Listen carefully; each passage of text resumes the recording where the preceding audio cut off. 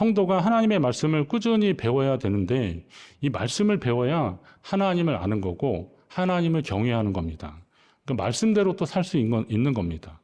우리가 하나님의 말씀을 들어야 말씀 속에 하나님의 뜻이 무엇인지 알게 되고 그 뜻 가운데 행하는 자들이 되는 겁니다. 신명기 31장에 보면 하나님 모세를 통해서 그런 말씀하셔요. 백성의 남녀와 어린이 그리고 내 성 안에 거류하는 타국인까지도 모두 그들이 말씀을 듣고 배우고 내 하나님 여호와를 경외하게 하라고 하십니다. 그리고 이 율법의 모든 말씀을 지켜 행하게 하라고 하십니다. 그리고 그 땅에 들어가서는 요단을 건너가서는 그 땅에 거주하는 동안에 이 말씀을 알지 못하는 그들의 자녀들에게 그러니까 출애굽 당시에 1세대 그리고 출애굽할 당시에 20세가 넘었던 말하자면 1.5세인데 이 사람들은 그래도 하나님 경험을 했던 사람들인데 가나안 땅에 들어가서는 하나님 경험을 생생한 하나님 경험을 잘 못하잖아요. 물론 그 안에서의 경험들이 있지만 그런 그들에게 하나님의 말씀을 계속 가르치면서 그들이 하나님 여호와 경외하기를 배우게 하라. 그러니까 가르치라는 겁니다. 그래서 하나님 경외하는 것을 계속되게 하라고 지금 당부하고 계십니다. 평소 그러면 그런 것으로 계속 하나님의 말씀을 좀 제대로 배웠다면 평소 하나님을 경외한다고 했던 유대인들이 하나님의 아들을 십자가에 매달게 하는 일이 있을 수 있는 일이겠습니까? 따지고 보면 그들은 하나님의 말씀을 잘 몰랐다는 거죠. 여기에서 말씀을 배운다는 게 무엇인지를 알려주고 있는 겁니다. 유대인들은 예수님 당시에 예수님을 십자가에 못 박은 유대교인들은 종교적 전통과 관습, 규범들이 가득한 종교인으로서의 삶을 살기는 했지만 하나님의 말씀을 묵상하며 그 가운데 기록한 대로 사는 삶을 살지 못했던 겁니다. 그러니 하나님의 뜻을 몰랐고 그분의 아들을 오셨는데도 몰라보고 그를 십자가에 못 박아 죽이게 된 겁니다. 여러분이 말씀을 사모하시고 배우는데 부지런하시기 바랍니다. 하나님의 말씀을 부지런히 배우십시오. 오늘 이렇게 예배 시간에 설교 말씀을 잘 듣는 것도 말씀을 잘 배우는 그런 일들입니다. 하나님의 말씀이 이런 설교를 통해서 전해질 때 이게 단순히 성경을 읽는 것이 아니라 성경의 내용과 그리고 배경 그리고 여기에서 하나님이 어떤 뜻으로 말씀하신지를 이야기해주고 그리고 그것을 오늘날에 우리가 해석해주고 그리고 실천 과제를 주는 것이 설교의 계속 작업들이거든요. 그 일들을 하고 있는 겁니다. 제가 여러 나라 이렇게 가보면 한국 목사님들이 그런 것을 굉장히 잘 하셔요. 보니까 우리 한국 목사님들이 첫째, 둘째, 셋째 하는 그 3대지 설교 이거 되게 잘하셔가지고 아주 그냥 용건만 간단히 하는 설교도 잘하시고 어쩔 때는 또 그걸 풀어서 막 이야기를 섞어서 막 하시는 것도 굉장히 잘하시고 그렇습니다. 제가 외국 목사님들 이렇게 들어보면 그분들은 그냥 죄송합니다. 그분들이 다 그렇다는 건 아닌데 어쩔 때 들으면 약간 그냥 뜬구름 잡는 얘기하다가 그냥 끝나는 경우도 되게 많아요. 예. 하나님은 위대하십니다. 하나님은 선하십니다. 막 계속 이러다가 설교가 끝냈다는 거예요. 그래서 그러니까 그거는 다 아는데 그럼 어쩌라고 막 이런 쏘하는 그런 일들이 있어요. 물론 그 안에서 역사하시는 또 하나님의 일들도 있지만 그래서 제가 봤을 때 이건 어떻게 일어난 일이냐면 한국교회 목사님들이 이렇게 하시는 거는 기본적으로 한국교회의 축복은 뭐냐면 복음이 전해지면서 학교들이 세워졌고 신학교들이 세워졌던 거예요. 우리 교단도 1907년부터 시작됐는데 그것도 신학교 가서 공부하고 일본 동경 성사학원에서 공부한 분들이 와서 복음을 전하다가 교회가 생겨나면서 1911년도에 4년 만에 신학교를 세웠어요. 그러면서 계속된 겁니다. 지금 우리 교단 선교사님들도 나가 있는데 그 현지 총회에서 꼭 신학교를 세우려고 합니다. 여건이 안 되면 이동신학교, 지난번 케냐 전영번 선교사님 와서 간증하잖아요. 보고할 때 들어보니까 케냐 나이로비에는 신학교가 있는데 케냐가 굉장히 넓으니까 한 번에 다 못 온대요. 그러니까 그쪽 지역에 가서 그 목사님들을 교육하는 훈련들을 하는 겁니다. 왜 해야 되냐면 그러더라고요. 거기 한 마을의 부족의 추장이 예수를 믿기로 하면 그 마을에서 제일 똑똑한 사람 하나 잡아가지고 너가 오늘부터 목사해라 그래가지고 한대요. 그러니까 성경 지식도 없고 신학적 지식도 없는 사람들이 하는 거예요. 그러나 또 이상하게 사람들은 모인대요. 그러면 선교사님들이 그런 분들을 연결시켜서 공부를 시키는 겁니다. 그렇게 해서 하나님의 말씀을 가르치면 그분들이 또 그걸 배워서 가르치는 거죠. 근데 한국교회는 적어도 그런 신학교육이 계속 꾸준히 되어 있고 지금 우리 교단만 해도 뭐 학부 4년, 대학원 3년 최소는 이렇게 해야 되고 그걸로 공부 끝내는 분들 많지 않습니다. 그 이상 훨씬 많이 공부를 합니다. 그러면서 하나님의 말씀에 대한 접근을 좀 새롭게 하는데 그런 목사님들을 통해서 말씀을 배우는 것은 제가 봐서는 잘 하시는 일들이라는 거죠. 전반기, 후반기 선택 강의 할 때요. 내년부터 좀 더 많이 오셨으면 좋겠습니다. 뭐 올해도 여러분들이 하시고 그랬는데 그런 시간에는 성경을 읽고 배우고 또 배경을 알고 그런 시간들이거든요. 그래서 그 선택 강의 시간도 좀 이렇게 시간을 이랬다 저랬다 한번 해보는 거예요. 여러분들이 그 시간대에 못하는 분들은 다른 시간에도 좀 해보시라고 여러 시도를 해보는 겁니다. 바울이 그런 권면을 합니다. 너희는 내게 배우고 받고 듣고 본 바를 행하라. 그리하면 평강의 하나님이 너희와 함께 계시리라. 하나님의 말씀을 배우고 받고 듣고 본 바를 행하는 사람들에게 하나님이 함께 하신다는 거예요. 여러분에게도 주의 동행하심이 있기를 주의 이름으로 축원합니다. 에베소에는 이런 말씀을 배우는 일들이 있었고요. 그리고 성령의 역사가 일어났습니다. 하나님의 말씀이 전해지는 곳에 어김없이 일어나는 역사 중에 하나가 바로 성령의 역사입니다. 하나님의 말씀이 가르쳐질 때 능력이 나타나는 것입니다. 하나님은 바울의 손으로 놀라운 능력을 행하게 하셨는데 예수님 때도 혈루병 여인이 예수님 옷자락만이라도 만지시면 자기 병이 나을 것이라는 그런 믿음이 있었는데 바울의 손수건이나 앞치마를 가져다가 병든 사람에게 얹으니까 그 병이 떠나고 악귀도 쫓겨갔다 그랬습니다. 이런 역사가 에베소에서 일어났던 것입니다. 심지어 어떤 마술하는 유대인들 중에서는 바울이 전파하는 예수를 의지하여 귀신을 쫓아내려고 하는 그런 일도 있었던 겁니다. 근데 이게 약간 좀 이율배반적인 건데 자기들은 바울이 전하는 예수 그리스도의 도를 믿지 않아요. 그런데 그 이름에 능력이 있고 뭔가 일어나니까 그 이름을 도용해서 뭐라도 해보려고 하는 그런 시도들을 하는 거죠. 근데 만약에 자기가 그 믿는 자의 무리에 함께 속하게 되면 지금까지 자기가 그 어려움 당하고 또 혼란스러운 사람들의 그런 약점을 이용해서 금전적 이득을 취하고 그랬는데 그게 다 자기들이 행했던 그 신이나 이런 것들이 다 가짜거나 아니면 문제가 있다는 것을 스스로 인정하는 꼴이 되니까 차마 그렇게 하지는 못하는데 그러나 귀신을 쫓아낼 때나 무슨 문제 있을 때 슬그머니 예수의 이름을 사용하기 시작했던 것입니다. 그러다 보니까 문제도 생겼습니다. 유대의 한 제사장 스게와의 아들들이라 그랬는데 이 아들들이 그 예수의 이름으로 악귀에게 선포한 거죠. 뭐 go out 그랬겠죠. 그랬는데 근데 악귀가 그러는 거예요. 악귀 들린 귀신 들린 사람이. 그러니까 귀신 들린 사람이 내가 예수도 알고 바울도 아는데 너는 누구냐라고 하는 겁니다. 그럼 이 스게와 아들들이 어땠다는 거예요? 그 이름의 능력을 의지하지도 않고 그 믿음 안에 들어가지도 않고 그냥 이름을 단지 그냥 선포만 했다는 것이죠. 아주 그러면서 그에게 뛰어올라 제압하니까 그들이 벗은 몸으로 도망갔다. 망신을 당해도 아주 톡톡히 당한 것입니다. 세상에 이런 앞뒤가 안 맞는 믿음의 형태들이 있습니다. 나는 믿지 않는데 어떤 필요에 의해서 그 이름을 불러대는 일들이 있습니다. 예수 그리스도를 믿는 것이 영생을 얻는 유일한 길이라는 사실을 들어서는 알고 있습니다. 그런데 예수를 따르는 길이 그리스도와 함께 십자가에 못 박히는 일이고 나는 죽고 예수로 사는 일이라는 것이 이게 주를 믿는 일이라는 것이기 때문에 이거 쉽게 결단하지 못하는 겁니다. 예수를 믿으면 거기에 하나님의 은혜와 복이 있다는 것을 알긴 아는데 그러나 내가 온전히 그 믿음의 세계에 들어가지 못하고 발을 들였다 놨다 하는 거죠. 이걸 이름하여 표면적인 그리스도인, 명목상의 그리스도인이라고 합니다.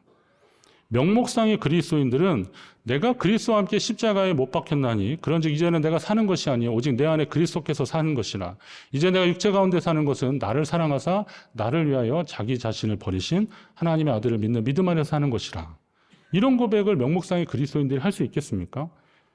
어디 수련회 가서 그 식사 성구로 외우라 그러면 그거야 외우겠지만 내가 정말 예수 그리스도로 십자가에 못 박혔고 그리고 이제 내가 사는 것은 그 예수 그리스도를 위해서 사는 삶이다라는 것을 어떻게 고백할 수 있겠냐는 거죠. 표면적인 그리스도인이 말입니다. 모든 성도들이 바울처럼 헌신적인 신앙생활을 할 수는 없다 치더라도 그러나 성도의 정체성인 나는 예수로 사는 사람이다. 나는 예수로 생명을 얻은 사람이다. 라는 그런 고백은 있어야 되는 거죠. 세상에서도 그렇고 여러분의 삶의 자리에서 말입니다. 그런데 계산기 많이 뜯기는 겁니다. 내가 이렇게 했을 때 그것으로 인해서 오는 나의 여러 가지 손실들, 피해 이런 거 따져보는 거죠. 사람들의 이목 때문에 내가 포기해야 되는 그런 것들, 이런 것들이 너무 많으면 그냥 슬그머니 그냥 뭐 그래도 아닌 척 그렇게 해버리는 거죠. 그런 삶이 어떻게 하나님의 능력을 경험하냐 이거죠. 성령의 역사는 확실한 거거든요. 하나님의 능력이 나타나는 그 현장에 일어나는 일들을 보십시오. 그러면 거기서 하나님이 일하시는 것을 보게 되는 거거든요. 신앙은 흉내 내서는 안 되는 겁니다. 진품과 가품은 AS 받을 때 알아봅니다. AS 센터 가보면 이건 저희가 고칠 수 없다고 그럽니다. 그래서 왜 기술이 안 되는가 했더니 그게 아니라 이건 저희 제품이 아니라는 거예요. 아니 상표가 똑같은데 아니에요 보니까. 끝이 아니고 뭐가 아니죠. 가품은 거기에 있을 수 없어요. 신앙도 마찬가지입니다.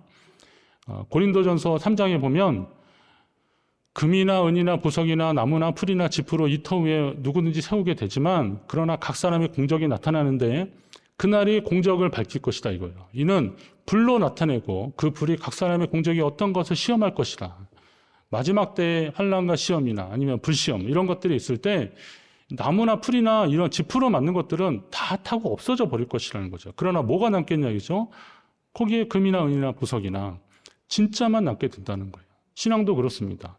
좋을 때는 다 좋은 것 같아요. 그러나 어렵고 힘들 때 그때 우리가 끝까지 뭘 붙잡고 있느냐가 그의 믿음의 공적이에요. 그게 나타난다는 거예요. 그러니 흉내내는 것 가지고는 되지 않습니다. 성령의 역사를 경험해야 되는 겁니다. 성령이 일하시는 현장에 여러분이 있게 되시기를 간절히 바랍니다. 그게 하나님이 일하시는 현장이거든요. 그런 역사를 경험하면 하나님이 일하시는 것을 오늘 우리가 참여하게 되고 그리고 그로 인해서 우리는 힘을 얻게 되는 겁니다. 근데 이런 하나님의 역사를 본 사람들은, 경험한 사람들은 하나님이 일하시는 현장에 있는 거죠. 복음이 전해지는 곳에는 이런 역사가 일어나는 거죠. 저도 사역하는 가운데 그런 비슷한 일이 좀 있었는데 처음에 저도 좀 겁났어요. 아니 이거 기도했다가 안 되면 완전 망신도 이런 망신이 어디 있겠어요. 그런데 그때 예전에 그 한성방교회 유영모 목사님이 그 집회하는데 제가 참여해서 말씀을 받다가 그 말씀 하시더라고요. 아니 내가 주의 이름으로 주님이 하라 그래서 권능을 행하고 주님의 이름으로 기도했는데 안 되면 나는 뭐 종인데 뭐 망신은 주님이 당하시는 거지 뭐 그거를 뭐 부끄러워하냐고 그러더라고요. 듣고 보니까 그런 것 같아요. 저도 기도하는 거예요. 예. 뭐 100번, 1000번 기도하다가 한 번 일어나도 그건 하나님이 하시는 거죠. 안 되는 걸 왜 저한테 뭐라 그러십니까? 그건 하나님이 하시는 일인데. 그런데 보니까 하나님이 하시는 역사들이 있더라고요. 어떤 사람들한테 하느냐? 담대함을 가지고 성령을 의지하고 기도하는 사람들에게 하나님은 지금도 역사하시는 거예요. 그러면 그렇게 했는데 안 됐다. 그건 또 우리가 모르는 하나님 뜻이 있다고 좀 보시면 됩니다. 그런 게 어디 있어요? 아니 믿음의 관점에서 그렇게 얘기하면 그렇게 좀 믿으면 안 되는 겁니까? 뭘 그거 자꾸 의심합니까? 오늘 우리가 하나님의 역사를 기대하고 하나님이 일하시는 현장에 있는 것이 얼마나 감사한지. 저는 제가 이제 목사가 되고 나중에 생각해 보면 제가 중학교 1학년 때 그 현장을 본 게 저로서는 큰 감사거리가 되더라고요. 하나님 살아계신과 역사하시는 것을 보게 되었으니까 말이죠. 복음이 전해지는 곳은 이런 성령의 역사가 일어나고요. 그 다음에는 소동이 일어났습니다. 소동. 이건 이제 방해죠, 방해. 복음은 언제든 저항을 만나더라고요. 아무리 하나님의 역사를 해도 세례 요한에게 사람들은 귀신 들렸다고 그를 모함했습니다. 예수님이 어떤 말 못하는 한 귀신 들린 사람을 귀신을 쫓아내니까 사람들이 예수님이 귀신의 왕 바알세부를 힘입어서 그렇게 한다라고 귀신을 쫓아낸다고 그렇게 말하기 시작합니다. 이건 본질을 호도하는 얘기들이잖아요. 예수님을 폄하하고 방해하는 그런 시도들입니다. 오늘 에베소에도 그런 일이 일어났습니다. 데메드리오라는 사람이 이 사람이 은장색이라고 그랬는데 아까 말했듯이 에베소가 그 상업이 이렇게 발달되고 그랬던 곳이니까 그 아르테미스라고 아데미라고 그랬는데요. 이 풍요의 여신이 있습니다. 그 에베소 가면 그 큰 신전이 있었고 그 신전 앞에 그 신상을 파는 사람들이 많이 있었는데 이 데메드리오라는 사람도 그걸 팔아서 큰 이득을 취했던 사람입니다.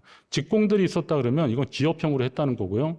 그리고 같이 일하는 사람들이 꽤 있었던 겁니다. 동업자들도 있었고 같은 일을 하는 사람들도 있었습니다. 그러면 이 에베소는 이 아데미 신전 앞에서 그걸 팔아서 이득을 취하는 것이 굉장히 큰 아주 말하자면 큰 사업이었죠. 그런데 이 사람이 이제 그런 얘기를 하는 거죠. 이 풍요의 여신 아데미 우상을 만들어 팔아서 우리가 이렇게 풍족한 생활을 하게 되었고, 그랬는데 바울이 에베소뿐만이 아니라 온 아시아에 사람의 손으로 만든 것은 신이 아니라고 하니 이제 우리는 이 사업이 망하게 될 것이다. 그리고 이 큰 여신 아데미 신전도 이 위험이 떨어진다 이거죠. 무시당하게 될 것이다. 그럼 우리는 다 끝날 거 아니냐. 그럼 우리 이렇게 그냥 있으면 안 된다라는 거죠. 결국은 뭐예요? 지금 바울이 행하고 있는 그 일을 막아야 된다는 겁니다. 사람들이 화가 나서 아데미 여신의 이름을 외치면서 바울의 동역자 이 마게도냐 사람이라고 그랬어요. 가이오와 아리스다고. 말씀드렸듯이 이 에베소는 아시아 지역이고 마게도냐는 이 건너편 유럽 지역 사람인데 딱 봐도 달라요. 그러니까 이 사람들을 붙잡아가지고 연극장으로 달려갔다 그랬습니다. 에베소의 연극장은 야외 노천극장인데요. 사진 한번 보시면 이거 지금 에베소 현재거든요. 저도 여기 가봤는데 여기에 24,000명이 들어간대요. 저기 그 사람들 여러분 보시기에 왼쪽으로 있는 이쪽이 기둥이 있지만 거기는 사실 이렇게 무대가 있는 거서 거기서 공연도 하고 막 그랬습니다. 근데 제가 어디 가면 이렇게 소리 공명 테스트하느라고 이렇게 해보는데 다 울려요. 그러면 저기서 말하는 게 그냥 저기 마이크가 있었겠어요? 스피커가 있었겠어요? 말하면 다 들리는 겁니다. 우리 시온성가대고 찬양하면 저 끝에 다 들리는 거라고 보시면 돼요. 혼자 말해도 들려요. 속삭이는 거 말고 조금 이렇게 복식 호흡으로 말하면 다 들리는 그런 정도입니다. 근데 여기에 그 신상을 만드는 사람뿐만이 아니라 에베소 그 시민들을 다 선동해서 여기에 들어가서 지금 그들을 가만 안 놔두려고 하는 거죠. 말하자면 인민재판에서 즉결 처분하려고 하는 그런 기세였던 겁니다. 그런데 이때 에베소시의 행정관리였던 서기장이 나서서 얘기합니다. 신전의 물건을 도적질한 것도 아니고 우리 여신을 대놓고 비방한 것도 아닌데 이 사람들을 붙잡아서 어떻게 할 거냐는 거죠. 만약에 그들이 죄가 있다면 고발을 하면 될 것이고 재판을 거쳐서 죄를 묻으면 되고 여기 총독도 있는데 총독한테 데려가면 되지 우리가 괜히 이 사람들 잘못했다가 큰일 난다라는 얘기를 하는 겁니다. 행정관리답죠. 괜히 이랬다가 그 자기가 이 소요가 일어나고 그러면 그 책임을 좀 질 것 같으니까 그러면 안 된다라는 이야기를 하는 겁니다. 비슷한 얘기가 관리는 아니었지만 사도행전 5장에도 보면 베드로를 비롯한 사도들이 복음을 전하다가 옥에 갇혀요. 근데 풀려났는데 다시 또 성전에 가서 복음 전하라 그래요. 성전 가서 전하는 겁니다. 그랬더니 유대인들이 이제 이거 도저히 안 되겠다 그를 잡아들여서 스데반처럼 막 그렇게 하려고 그랬겠죠. 그런데 그때 유대인들에게 존경받는 가말리엘이라고 하는 율법 교사가 일어나서 이런 얘기를 하는 거죠. 이 사람들을 상관하지 말고 그냥 내버려 두라. 이 사상과 이 소행이 사람으로부터 났으면 곧 없어질 것이다. 그러나 만약 하나님께로부터 났으면 너희가 그들을 무너뜨릴 수도 없고 도리어 하나님을 대적하는 자가 될지도 모른다. 듣고 보니까 맞는 얘기 같은 거죠. 그래서 베드로와 사도들을 채찍으로 때리고 다시는 그 도를 전하지 말라고 하고 그냥 놓아줍니다. 죽을 수 있는 직전에 갔다가 그렇게 되는 거죠. 그러면 에베소의 서기장이나 여기 가말리엘이라고 하는 그 율법 교사나 이 사람들이 개인적인 이런 이해관계 때문에 그런 얘기를 했을지 모르겠지만 그러나 결국은 그거 누가 하시는 거예요? 하나님의 도우시는 손길이라는 겁니다. 위기에서 구해주시고 그리고 하나님이 함께 하신다는 거예요. 시편에 보니까 여호와의 천사가 주를 경외하는 자를 둘러 진치고 그들을 건지신도다라고 했습니다. 내가 사망의 음침한 골짜기로 다닐지라도 해를 두려워하지 않는 것은 주께서 나와 함께 하심이라. 이 약속을 우리는 믿게 되는 겁니다. 왜요? 하나님이 보호하시고 인도하신다라는 겁니다. 다시 말하면 주의 일을 하는 곳에는 하나님이 보이지 않는 손길이 있다는 거예요. 저도 사역하면서 그런 경험을 많이 경험합니다. 하나님의 도우시는 손길. 정말 생각도 못했는데 하나님이 딱 정확하게 그거 채워주시고 함께 하시고 또 어떤 방해자들이 있었는데 그게 막 상황이 역전되면서 하나님이 또 문제가 해결되게 하시고 그런 것들을 경험하면서 하나님이 나와 함께 하시는구나. 하나님의 일을 하는 사람들에게 하나님이 도우시는구나 라는 겁니다. 여러분에게도 이런 역사가 있기를 간절히 바랍니다. 방해 분명히 있습니다. 그러나 그 방해를 넘어서는 문제보다 크신 하나님의 손길이 있다는 겁니다. 오늘은 에베소에서 복음이 전해지면서 있었던 일들을 함께 나눴는데 아마 복음이 전해지지 않았다면 이런 일들은 일어나지도 않았을 것입니다. 복음이 전해지지 않았으면 성령의 역사도 없었을 것이고 방해도 없었을 것이고 대신에 하나님이 함께 하시는 역사도 경험하지 못했을 것이다 라는 겁니다. 우리 삶에도 복음이 들어오지 않았다면 영적인 시험이나 믿음의 고민도 없을 것입니다. 그러나 우리가 예수 그리스도로 생명을 얻은 자라면 신앙의 여정에서 만나는 일들을 두려워해서는 안 되는 겁니다. 누가 그러잖아요. 내가 이럴 줄 알고 예수 안 믿었었다고 그러는 거예요. 저는 무슨 말인가 했더니 그분이 사업을 하는 분인데 전에는 그냥 관행적으로 막 했었대요. 그런데 교회 가서 말씀 듣고 기도하고 그러다 보니까 너 그러면 안 돼. 자꾸 그런다는 거예요. 그래서 그분이 안 믿겠다는 게 아니라 내가 이럴 줄 알았어 막 이러는 거더라고요. 행복한 고민 아닙니까? 예전에는 그냥 그게 불의한 길인지 모르고 갔었는데 예수 믿고 나니까 생명일로 가는 사람들은 이러면 안 되는구나 라는 것이 깨달아지는 거고 양심의 가책을 받는다는 거죠. 예. 전도사 때 어떤 분이 저한테 찾아오셨어요. 목사님, 아니 그때 저 전도사 때니까 부교육 전도인데 계엄 예배 좀 드려달라는 겁니다. 계엄 예배 담임 목사님 모시고 가야지. 근데 목사님을 모실 수 없대요. 근데 왜 그러냐 그랬더니 그 소주빵이었답니다. 소주빵 계엄 예배 드린다는 겁니다. 그래서 나 잘리는 거 보고 싶냐고. 나 절대 그래도 더 안 된다고. 그냥 회의 시간에 목사님께 말씀을 드렸어요. 사실 뭐 고자질한 거죠. 목사님 안우기 집사가 소주빵 개업한다는데 어떡하죠? 막 그랬더니 그래? 목사님도 좀 씁쓸해 하셔요. 근데 그분은 또 희한하게 예배는 꼭 드리고 싶어 하시더라고요. 그래서 그 목사님이 그냥 그냥 가가지고 하여튼 뭐 제 생각에 그냥 적당히 해주고 오신 것 같아요. 처삼천 벌초한다 이런 말 있잖아요. 그냥 대충 하고 오신 것 같아요. 그런데 제가 거기 이제 부교육자 생활 마치고 다른 데 갔다가 몇 년 있다가 거기 있다가 왔는데 그분을 만났는데 어떻게 만났냐면 그 지역의 목사님들하고 기도 모임이 있었는데 기도 모임 끝나고 밥 먹으러 갔는데 그 식당이 그 집사님이 하고 있더라고요. 소주빵일까요? 아닐까요? 제가 소주빵에 밥 먹으러 갔겠습니까? 그거 한 몇 달 하다가 정리했대요. 예. 그냥 예배는 드렸는데 자기가 그 마음의 가책도 있고 도저히 안 돼서 다른 거 하셨다는 거예요. 그런데 하나님 복을 주셔서 그 지역에 그 향토 음식이 있었는데 그거 하면서 많은 사람들이 오가는 그런 곳이 됐대요. 그게 하나님의 역사 아닙니까? 예수 안 믿었으면 그분 그거에서 당시 그거 굉장히 히트치던 상품이었거든요. 그거 돈 벌었을지도 몰라요. 그러나 그런 거 말고 하나님 기뻐하시는 일을 하기 시작한 거예요. 그랬더니 하나님이 다른 일을 통해서 그의 형통을 또 경험하게 하시더라고요. 안 믿으면 그런 일 없고 그런 고민을 할 필요도 없어요. 그러나 복음을 듣고 그 복음 말씀대로 살려고 애쓰다 보니까 마음의 갈등도 있고 고민도 있고 그러는 거죠. 그리고 또 그것을 지켜나가다 보니까 거기서 만나는 어려움이 있어도 성령이 도우시는 거죠. 역사하시는 거죠. 하나님의 도우심을 경험하게 되는 겁니다. 성도는 모두 영적인 순례자들입니다. 한번 따라합니다. 나는 영적인 순례자다. 제가 가끔 필그림하우스 기도하러 가는데 거기에 갈 때마다 나는 순례자입니다. 이거 볼 때마다 다시 마음을 잡게 돼요. 세상에서 우리 예전에 저 멀리 배는 나의 시온성 뭐 이런 찬양 그렇게 했는데 이게 그냥 입술의 고백으로 끝나서야 되겠습니까? 살면서 나는 순례자입니다. 영적인 순례자입니다. 순례자는 편안한 것을 추구하는 사람들이 아닙니다. 그러나 목적은 분명합니다. 그렇기 때문에 어떠한 어려움에도 묵묵히 그 길을 가기로 작정한 사람들입니다. 여러분이 그와 같은 순례자의 길을 가시기 바랍니다. 복음의 영향력 때문에 소동이 일어나는 겁니다. 복음이 아무것도 아니라면 그런 소동이 일어나지도 않습니다. 그러나 복음의 능력이 있기 때문에 소동이 일어나는 겁니다. 그러나 그때마다 능력으로, 더 크신 능력으로 함께 하시는 주의 손길을 경험할 줄로 믿습니다.